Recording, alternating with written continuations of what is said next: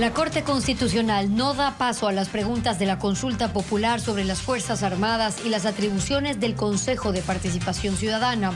Estas deberán pasar por la Asamblea.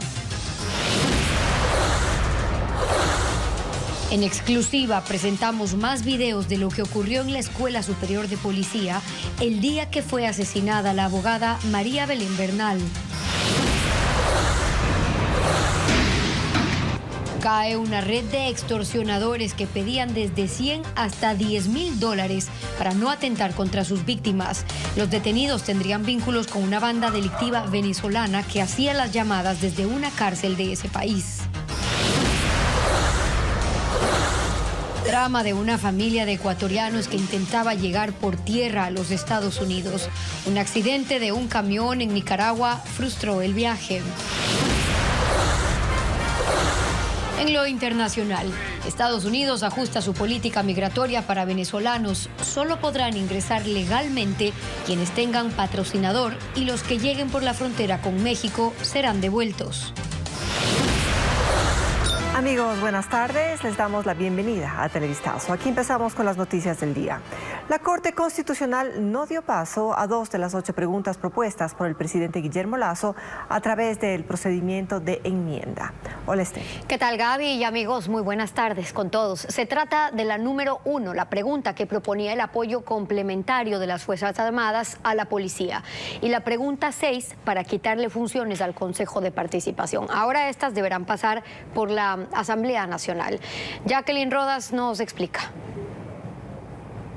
La consulta popular propuesta por el presidente Guillermo Lasso no podrá incluir 2 de las 8 preguntas. La Corte Constitucional emitió su dictamen y considera que no cabe el procedimiento de enmienda en la número 1, que dice: ¿está usted de acuerdo con que se permita el apoyo complementario de las Fuerzas Armadas en las funciones de la Policía Nacional para combatir el crimen organizado? El argumento de la Corte es que la separación funcional entre Fuerzas Armadas y Policía es parte de la estructura fundamental de la Constitución y de los elementos constitutivos del Estado. Cambiar eso requiere otro trámite. Tampoco dio paso a la pregunta 6. ¿Está usted de acuerdo con eliminar la facultad de designar autoridades que tiene el Consejo de Participación e implementar procesos que garanticen meritocracia, escrutinio público, colaboración y control de diferentes instituciones, de modo que sea la Asamblea Nacional la que designe a través de estos procesos a las autoridades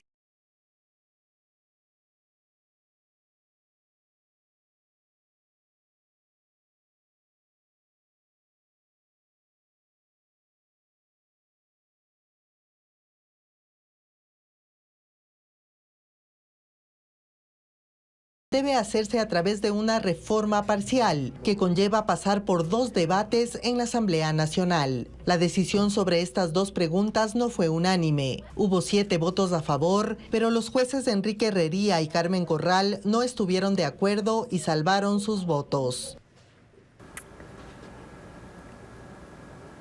El gobierno y organizaciones indígenas tienen las últimas reuniones para cerrar 4 mesas de diálogo y concluir así con el proceso que se originó en las movilizaciones de junio. Los indígenas aseguran que el diálogo concluye sin avances sustanciales, mientras el régimen sostiene que hay acuerdos y que se seguirán implementando a futuro. Francisco Garcés sigue la jornada y nos cuenta. Concluyeron ya los 90 días de plazo para el diálogo entre el gobierno y las organizaciones indígenas. En el último día aún permanecen abiertas las mesas de derechos laborales, educación, salud y focalización del subsidio a los combustibles. Y justamente el tema del subsidio ha sido el centro de las discusiones desde que iniciaron los diálogos y el que más polémica ha ocasionado con el régimen. Al final, el sector indígena asegura no tener avances. En todas las mesas hay avances parciales. El gobierno ha llamado acuerdos, que sobrepasa los 150 acuerdos. Hay avances parciales, pero no podemos decir que el punto como tal no ha sido concretado como tal. Aunque hay decepción en las organizaciones por no haber logrado un sistema de focalización del subsidio a los combustibles, el gobierno asegura que el tema no se cerrará al final del diálogo. Los 90 días de diálogo nos dan ahora sí una pauta, un inicio para este proceso de focalización en beneficio de las personas que más necesitan. Y sobre todo, durante 90 días hemos podido conversar, dialogar y llegar a muchísimos más acuerdos que desacuerdos. Una vez se cierre este viernes el proceso de diálogos, las organizaciones indígenas lo evaluarán y no descartan tomar nuevas medidas después de la asamblea de la CONAIE, que será en noviembre. Cualquier decisión que tengamos a futuro será tomado con las estructuras organizativas de base. Mientras tanto, nosotros preparamos para la asamblea anual de la CONAIE. Pero a partir del día de mañana, inmediatamente nosotros nos instalamos en asambleas permanentes. Allí evaluaremos un diálogo sin resultados. El pueblo ecuatoriano ya sabe cuál es la respuesta. Este viernes en la tarde se realizará el acto de cierre de los diálogos en la Universidad Católica de Quito, en donde indígenas y el gobierno firmarán el acta que resumirá los acuerdos alcanzados. Y tras una semana de los enfrentamientos ocurridos en la penitenciaría del Litoral, se reanuda el censo dentro de este reclusorio considerado el más peligroso del país y donde más de 200 reos han sido asesinados desde el año 2021. Organizaciones internacionales como Human Rights Watch observan con preocupación la situación de violencia en el sistema de rehabilitación social. Bessie Granja nos trae ahora este informe.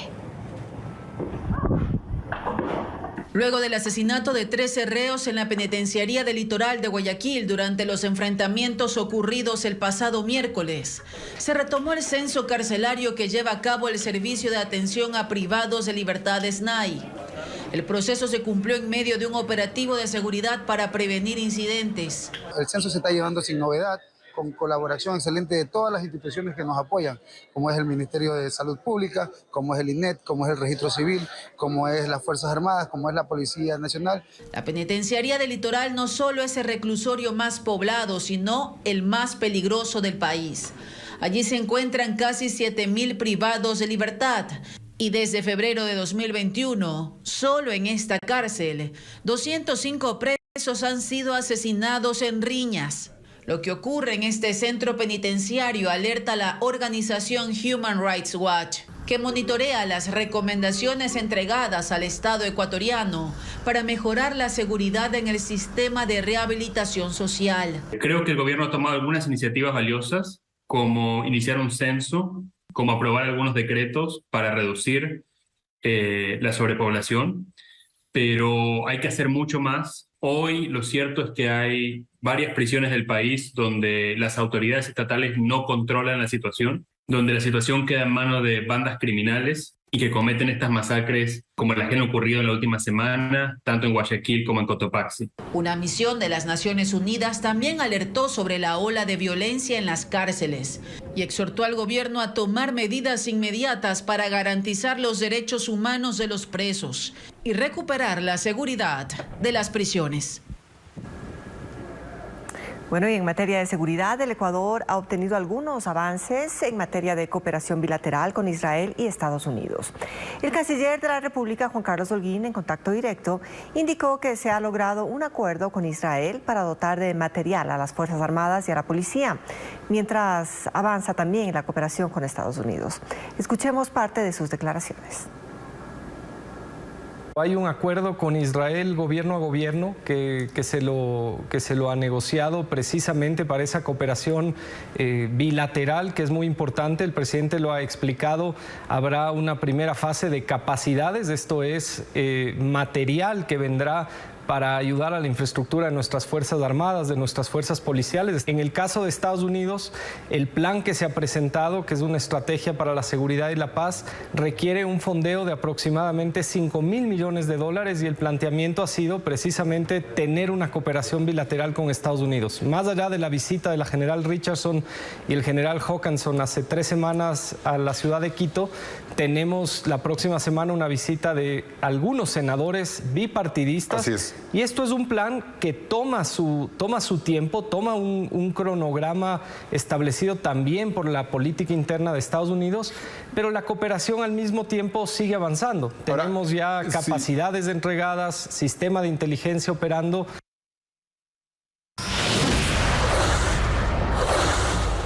Y a partir de hoy, Estados Unidos regresará a México a todos los venezolanos que crucen ilegalmente la frontera. Esto luego de que el presidente Joe Biden anunciara un nuevo programa de migración que acogerá a ciudadanos de Venezuela que cuenten con un patrocinador en Estados Unidos. Los detalles ahora con Eliana Suárez. Un nuevo programa de migración ordenada rige desde este jueves en Estados Unidos y está dirigido a los venezolanos que huyen de la severa crisis que azota a su país. El gobierno estadounidense ha decidido recibir a 24,000 personas de ese país de forma legal, siempre y cuando cumplan con estos requisitos. Ingresar vía aérea y no por la frontera sur con México, tener sus vacunas contra el COVID-19 completas y otras condiciones de salud pública. Deberá contar con un patrocinador que reside en Estados Unidos, que puede ser una organización o persona natural, que se encargará de su traslado, alojamiento, alimentación y atención médica. Este protector asistirá al migrante para su documentación dentro de Estados Unidos, así como su permiso de trabajo y acceso a educación. De este modo, el gobierno de Joe Biden desea incentivar una migración segura para que las personas no arriesguen su vida en un peligroso trayecto. Sin embargo, esto implica que miles de venezolanos que continúan llegando irregularmente serán devueltos a México cuando crucen la frontera.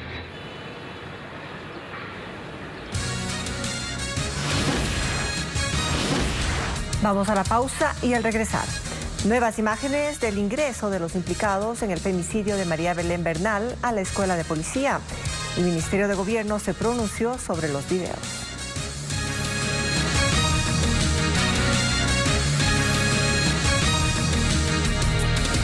Más noticias para ustedes a esta hora. Gracias por seguir con nosotros. Esta mañana la Comisión de la Asamblea que investiga el caso del femicidio de María Belén Bernal hizo un reconocimiento del lugar donde habrían ocurrido los hechos. Las legisladoras ingresaron a la escuela de policía, pudieron conversar con varios oficiales, visitaron de hecho los cuartos del edificio de Gray School y el objetivo era recabar datos que les permite elaborar un informe sobre este crimen, el proceso y el accionar de las autoridades. A su salida confirmaron que tienen indicios suficientes para elaborar este documento. Vamos a escuchar. Hemos podido tener acceso a las instalaciones y evidenciamos que obviamente si hubo pedidos de auxilio, era más que obvio que se podían escuchar, puesto que las divisiones son divisiones realmente muy pequeñas de las habitaciones del edificio que se ha denominado el Castillo de Grayskull. En los sectores o en los bloques, en este caso de los cadetes, existe registro, existe también personal de guardia, y existen cámaras, mientras que en los bloques de los oficiales, como el bloque 3, donde estaba el teniente Cáceres, no existe cámaras, tampoco existe registro y tampoco existe un personal de guardia. Y seguimos con este mismo tema. Ecuavisa accedió a los videos del sistema de seguridad de la Escuela de Policía Nacional, en donde ocurrió el femicidio de María Belén Bernal el pasado 11 de septiembre.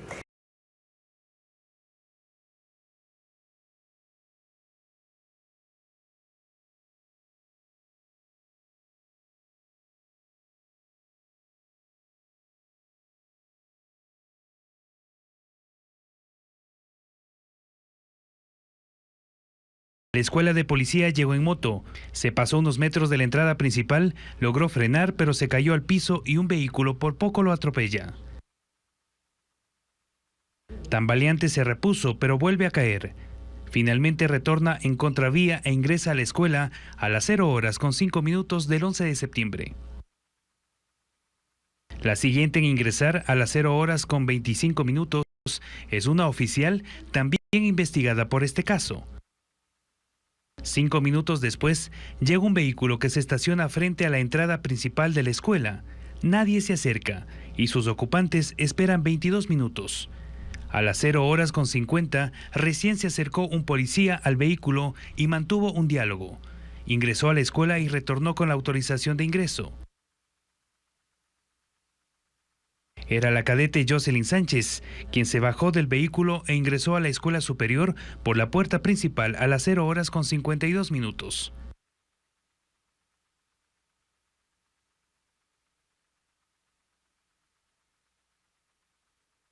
En su versión en la fiscalía señaló: A lo que llegué, mi teniente Cáceres se encontraba hablando por teléfono. Entonces yo estaba fuera de unos 10 a 15 minutos.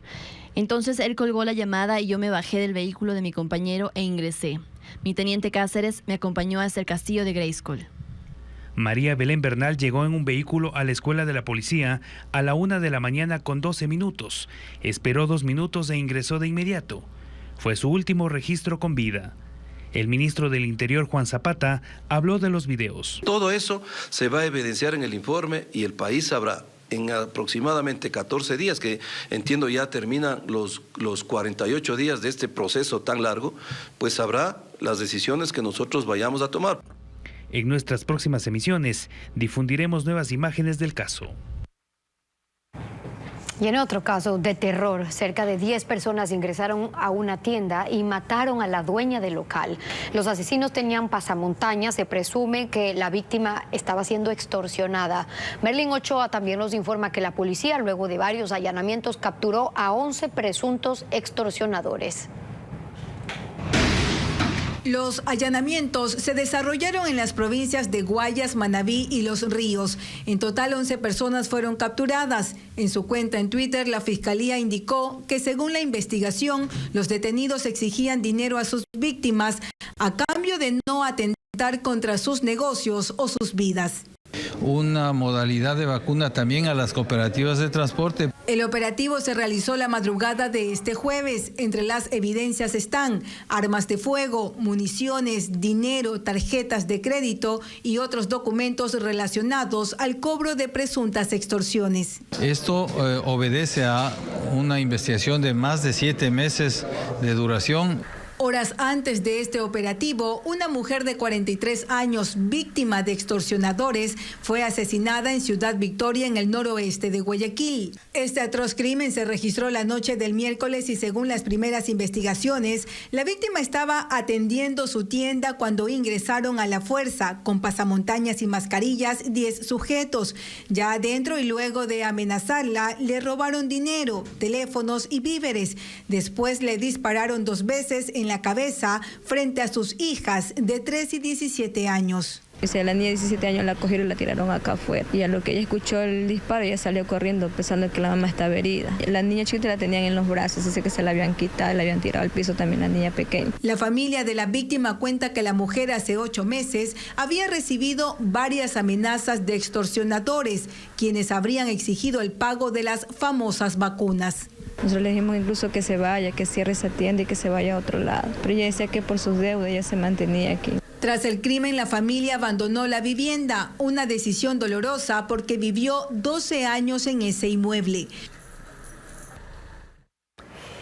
Y en otro operativo ejecutado en 3 provincias de Ecuador, la policía capturó a 16 personas, entre ellas 8 extranjeros que tendrían vínculos con una banda criminal venezolana que hacían llamadas extorsivas desde una cárcel de ese país. Diego Cuenca nos informa que los sospechosos pedían hasta $10.000 a cambio de no atentar contra la vida de sus víctimas o la de sus familiares. La policía ejecutó los allanamientos en las provincias de Pichincha, Sucumbíos y El Oro, donde capturó a 16 personas, entre ellos 8 venezolanos. Según Fiscalía, los detenidos se habrían asociado ilícitamente para amenazar, intimidar y extorsionar a través de mensajes de WhatsApp a sus víctimas, exponiendo información personal y familiar. Es decir, el delincuente sacaba información de las redes sociales de las víctimas para luego realizarles llamadas de carácter extorsivo y pedirles ciertas cantidades de dinero que van entre $1.000 en otros casos hasta $10.000. Las investigaciones apuntan a que los detenidos tendrían vínculos con una organización criminal venezolana que se denomina Tren de Aragua.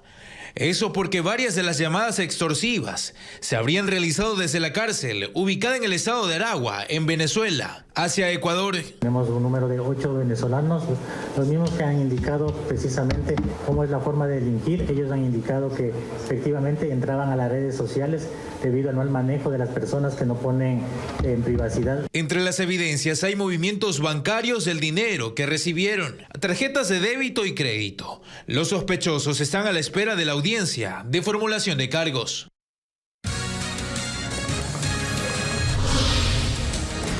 Y más adelante en Televistazo, crímenes imparables en Esmeraldas. Asesinan con varios disparos a un hombre a pocos metros de una unidad educativa.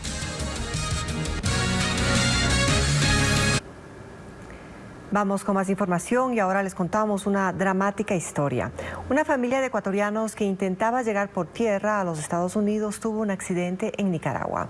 Uno de los integrantes murió, otro estaría en coma y el resto están heridos. Carla Delgado nos cuenta que sus allegados en Quito piden ayuda para repatriar el cuerpo. Ayúdame, por favor. La familia Moposita vive momentos de angustia y dolor. 6 de sus integrantes decidieron migrar de forma ilegal hacia Estados Unidos. Los motivos, dicen, sobraban, pues en su casa siempre hubo escasez. Aquí no tenía trabajo. Si se pedía un trabajo, nos niegan. Si nos vamos a vender, nos ganamos, ¿qué será? Unos $5, $8 para la comida. Puede pasar. Apenas el miércoles se enteraron que Jefferson, de 24 años, murió cuando el vehículo en el que viajaba junto a su esposa, su niña de apenas 5 años y 3 familiares más, entre ellos otro menor, se volcó al llegar a Nicaragua. Y es que el viaje que decidieron emprender fue maratónico. Salieron por tierra desde Quito, pasaron por Colombia, cruzaron la selva de Panamá hasta Costa Rica, llegando finalmente a Nicaragua. Todo el viaje les tomó 3 semanas. Lamentablemente el señor, ¿qué le pasaría? ¿Se dormiría? O yo no sé, pero se volca y se queda ahí. Y mi hermano fallece de un solo golpe que en el cráneo. Para poder pagar su travesía a Coyoteros, cuentan que la familia tuvo que desprenderse de todas sus cosas. Hoy claman por ayuda, pues uno de los viajeros estaría en coma y los demás permanecen heridos. Yo les ruego de todo corazón que me ayuden para traerle a mi hijo y al resto de mis familiares, ya que la una está con mi nietita y la otra está en otro lugar, totalmente abandonadas. Desde la Cancillería aseguran que la migración riesgosa de ecuatorianos no se ha detectado solo en Nicaragua. También en Panamá, en México, hay un sistema de acompañamiento en este tipo de casos. Lamentablemente, cuando se trata de migración riesgosa y llegan a través de coyoteros, lo trágico es que los abandonan, los dejan solos. En el segundo trimestre de 2022, más de 3.000 ecuatorianos han sido detenidos mensualmente en Estados Unidos porque pretendían llegar a ese país de forma ilegal. Y hay alarma en la provincia de Esmeraldas por las muertes violentas que no cesan. La cifra de crímenes bordea ya las 400 y en el caso más reciente, un joven fue baleado a pocos metros de una unidad educativa. Les traemos ahora el reporte. José Miguel Arroyo Andrade, de 28 años, es la nueva víctima de la violencia en Esmeraldas. La mañana de este jueves, el joven fue asesinado a tiros a pocos metros de una unidad educativa ubicada en el centro de la ciudad. Según información preliminar, los criminales llegaron a bordo de una motocicleta e interceptaron a la víctima, que estaba parado en la calle cerca de su moto. Le dispararon en varias ocasiones y huyeron. Por las evidencias y los vestigios dejados en el lugar, es una arma 9 milímetros. Utilizada en el acto violento. Familiares del fallecido se mostraron afectados por el hecho e indicaron que desconocen las causas del asesinato. Mi sobrino era un chico que trabajaban haciendo flete en las motos y no se metía con nadie, y aquí muchas personas lo dicen. Otros ciudadanos que también hacen carreras en el sitio están preocupados, pues este es el segundo crimen registrado en ese sector. No, nosotros no tenemos ninguna protección en esta cámara porque la cámara está ahí y pasan las cosas y no pasa nada. Las autoridades del plantel educativo piden mayor acción de la policía por la ola de inseguridad que hay en la zona. Hacemos un llamado a las autoridades pertinentes, por favor, para que visiten los establecimientos educativos. Dios no quiera hubiera salido una bala perdida a una criatura, un adolescente. ¿Quién responde? En lo que va del año, ya son 397 muertes violentas reportadas en la provincia de Esmeraldas. Seguimos con más. Tras un operativo de control, 5 personas fueron detenidas en Imbabura por transportar dinero falso. Los sospechosos se movilizaban en un vehículo en el cual tenían ocultos en los asientos varios fajos con billetes de $100. Ellos salieron de Pimampiro e iban hasta Ibarra, donde fueron interceptados por los agentes. Tras la revisión, los uniformados hallaron el dinero, que dio un total de $62.400 falsos. 4 de los implicados son extranjeros y todos fueron llevados hasta la autoridad competente para la respectiva audiencia de formulación de cargos. Más noticias para ustedes a esta hora. 3 fallecidos es el saldo de un accidente registrado esta madrugada en la vía Guayaquil-Santa Elena. Este siniestro ocurrió a la altura de la comuna Atahualpa. Las víctimas viajaban a bordo de una moto cuando se chocaron contra un camión. El siniestro se registró esta madrugada en la vía Guayaquil-Santa Elena, a la altura de la comuna de Atahualpa. Allí, una motocicleta se chocó contra un camión. Producto del fuerte golpe, los 3 pasajeros del liviano vehículo fallecieron. El sitio donde se produjo el accidente es oscuro. Agentes de la Comisión de Tránsito del Ecuador acudieron para investigar el hecho. Es un accidente de tránsito grave en donde hay 3 personas fallecidas, un choque frontal. Aparentemente las 3 personas fallecidas venían en la motocicleta. Uno de ellos habría invadido carril, ¿no? Aparentemente uno de los 2 vehículos invade carril. ¿El chofer del camión? No se encontró ya en el lugar del accidente. Ya. Abandonó el lugar del accidente. La motocicleta implicada quedó completamente destruida, mientras que el camión sufrió daños en el parabrisa. Una de las víctimas quedó debajo del vehículo. Conocidos de los fallecidos fueron hasta el lugar e indicaron que ellos regresaban de trabajar cuando sucedió el incidente. Así comentan que estaban en el trabajo, pero ya retornaban ahorita. Ya retornaban de acá para el pueblo. Los cuerpos fueron trasladados hasta la morgue, mientras que el camión quedó retenido y ahora se busca dar con el paradero del conductor. Un fuerte aguacero se registró la tarde de este miércoles en Quito. Varios sectores se llenaron de agua y la acumulación de granizo complicó la movilidad. Carlos Luis Carrillo recorrió la autopista General Rumiñahui, uno de los sitios más afectados. La lluvia caída la tarde de este miércoles en Quito sorprendió a todos. La autopista General Rumiñahui, vía que conduce al Valle de los Chillos, colapsó por una fuerte granizada. Un manto blanco de hielo cubrió los 3 carriles de la vía, causando problemas a los conductores. Esto es inesperado y mucho peligro en la vía. Sí, nos impide bastante la visibilidad. Quienes trataban de llegar a sus viviendas tuvieron que esperar varias horas antes de seguir su camino. Regresar a la casa, creo que estamos ya 1 hora ya. Vivimos en el puentecito, pero es demasiado tráfico. Entonces estábamos viendo si tomamos vías alternas. El mal tiempo de este miércoles ocasionó que en varios sectores de la capital se registren acumulaciones de agua y la ausencia de energía eléctrica. Se oían unos truenos terribles. El tránsito, como ve, está terrible. Y ahorita que llego a mi casa no quiero ni entrar porque ya me imagino cómo está el granizo en la terraza. En el intercambiador de Carapungo, el agua colapsó la avenida. Un aguacero que alerta el cambio de temporal en la capital. Y atención porque continúa activo por segundo día consecutivo el incendio forestal en el sector de Nulti, esto es en el norte de Cuenca. Son más de 200 brigadistas que combaten el fuego en esta zona. Al momento se han consumido más de 20 hectáreas de vegetación. El terreno y los fuertes vientos complican las labores en el sitio, pero de acuerdo al Cuerpo de Bomberos de Cuenca, ya han controlado la emergencia en un 80%. Les contamos que durante el desfile por la independencia de Guayaquil del domingo pasado, 2 alumnos captaron la atención de muchos. Seguramente los vieron en redes sociales. Se trata de un joven de San Borondón que se robó las miradas por sus pasos de baile, mientras que una estudiante del suburbio del puerto principal destacó por recorrer los 2 kilómetros de desfile con sus prótesis. Fernando Terranova los buscó y nos cuenta sus historias. Algunos de sus compañeros se desmayaron, pero ella no. Desafiando limitaciones, Rubí Andrade, de 15 años, se robó los aplausos y la admiración del público al recorrer con su prótesis las calles de Guayaquil bajo un sol inclemente, en el desfile cívico estudiantil por la independencia de la ciudad.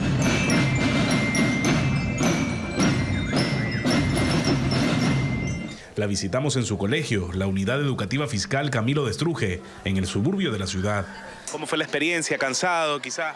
No, yo no me canso. Mis 2 instructores me decían, ¿estás cansada, Rubí? ¿Quieres agua? No, profesor, yo si estoy en un desfile yo no tomo agua. Simplemente sigo de largo, ya cuando veo el final, ahora sí tomo agua, descanso y todo. ¿Lo hiciste de una entonces? Sí, de una, yo no me canso. Cursa el 1º de bachillerato. Nació sin su pierna izquierda en Génova, Italia, pues su madre emigró por la crisis. Para mí ha sido un orgullo desde que yo la tuve en mi vientre, a pesar que al 8º mes me dijeron para abortarla por motivo que venía sin piernita. Entonces mi decisión fue no. Y pues ahora doy gracias a Dios porque mire lo que tengo. Un ejemplo para muchos jóvenes y para muchas personas que a veces siendo completas no somos capaces de hacer lo que hace una persona que es como ella. Otro estudiante que captó la atención de muchos es Jean-Pierre, cuyos pasos fueron compartidos por miles en las redes sociales. Visitamos la unidad educativa 31 de octubre en la cabecera cantonal de San Borondón y encontramos a la banda del colegio ensayando. Me siento muy feliz por el video que se hizo viral y gracias a todos esos buenos comentarios también. Bueno. Este es su último año de bachillerato. Su anhelo es ser uniformado. Y lo que a mí siempre me ha gustado desde muy pequeño es entrar a la militar o a la policía. Que es lo que a mí me gusta, pero mi pasión es la música. Mi pasión es tener ese son, ese ritmo, la sazón. De pronto en la banda de la policía, de los militares también. Bien, me gustaría iniciar. Si hay esa oportunidad de ingresar a la banda de la policía, me gustaría con mucho honor entrar, pues, ¿no? A tocar y a representar a esa banda musical de la policía o de la militar como... Con civismo y talento, estos dos jóvenes destacaron al expresar su amor por el puerto principal.